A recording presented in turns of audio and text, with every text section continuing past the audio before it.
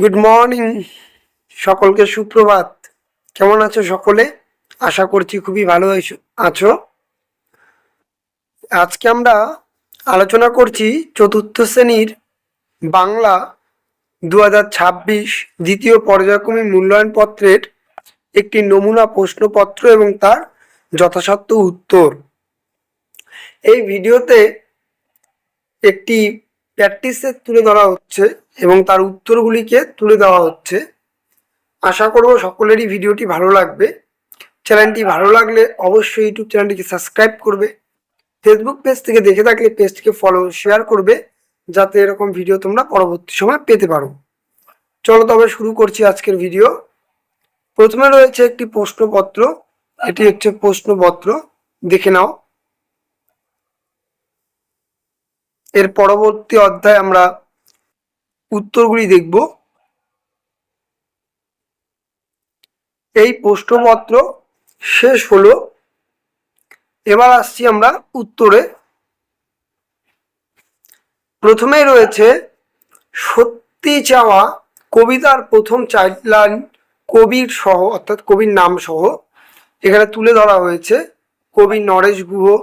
কবিতা: সবাই যদি সত্যি চাও একটু যদি বলোই, বুকের মধ্যে আগুন নিয়ে জ্বলতে যদি চলোই। 2-এর দাগে রয়েছে নিচের প্রশ্নগুলির উত্তর দাও। কতে রয়েছে বালির দেশ কথার অর্থ কি? অর্থ হবে মরুভূমি। তারপরে খতে রয়েছে সওদাগর কোথায় পাড়ি দিতে চায়? লিখবে 7 সমুদ্র 13 নদীর ওপারে। 3-এর দাগে রয়েছে স্কট তৃতীয় অভিযান কত সালে শুরু করে? লিখবে 1910 সালে। ঘতে রয়েছে ফ্যানসা ভাত কি? লিখবে ভাতের ফ্যান বা মার না গালিয়ে যে নরম ভাত রান্না করা হয় তাকে ফ্যানসা ভাত বলে। উমতে রয়েছে খড় বায়ু বয় বেগে গানটির গীতিকার কে, অর্থাৎ কে লিখেছে? লিখবে কবিগুরু রবীন্দ্রনাথ ঠাকুর। তারপরে 3-এর দাগে রয়েছে সন্ধি বিচ্ছেদ করো। স্বাধীনতা স্বাধী যোগ অধীনতা। তারপরে রয়েছে নয়ন নে যোগ অয়ন। তারপরে রয়েছে দ্বীপ দয় বয় দীর্ঘি যোগ অপ।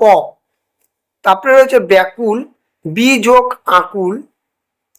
তারপরে 4-এর দাগে রয়েছে শূন্যস্থান পূরণ করো। ডান দিকের বাক্স থেকে সঠিক শব্দ নিয়ে।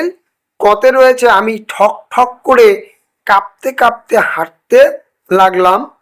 খতে রয়েছে পাতার ফাঁক দিয়ে বাতাস বয় শো শো। গতে রয়েছে উবা কাঠকুটো দিয়ে ছবি আঁকায় ভারী ওস্তাদ। ঘতে রয়েছে পাবি না আয়েসে অভ্যস্ত মাটি খুঁটিয়ে খুঁটিয়ে চলে যায়।